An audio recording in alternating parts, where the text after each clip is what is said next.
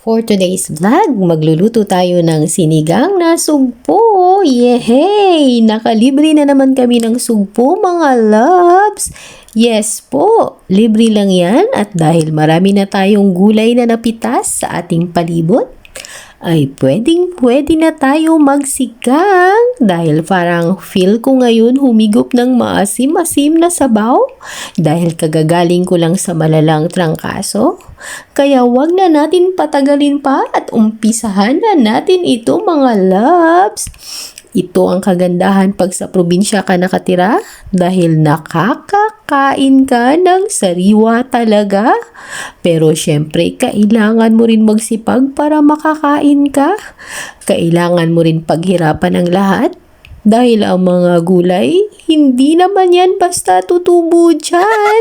Kailangan mo silang alagaan at i-cultivate para maging productive siya at maging kapaki-pakinabang mga loves.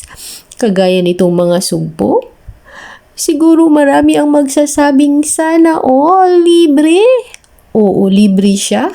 Pero pinaghihirapan pa rin namin kasi nag-aalaga kami ng baby para makapagtrabaho ang mama niya.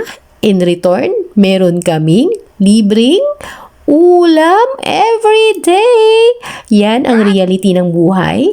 Libre siya in the sense na hindi ka nagbabayad.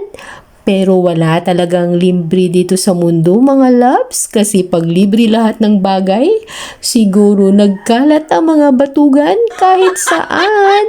Huwag natin inormalize yung tanggap lang tayo ng tanggap. Kung pwede mo naman suklian ng serbisyo ang mga libre na yan, why not, di ba? It should be a win-win situation lagi, mga loves. Kasi pag ikaw lagi ang nagbibigay, nakakapagod yan. At hindi rin maganda na tanggap ka lang ng tanggap lagi na hindi mo naiisip na kailangan mo rin magbigay paminsan-minsan. Give and take. Hindi kailangang pantay ang balik, pero dapat meron talaga. God bless everyone!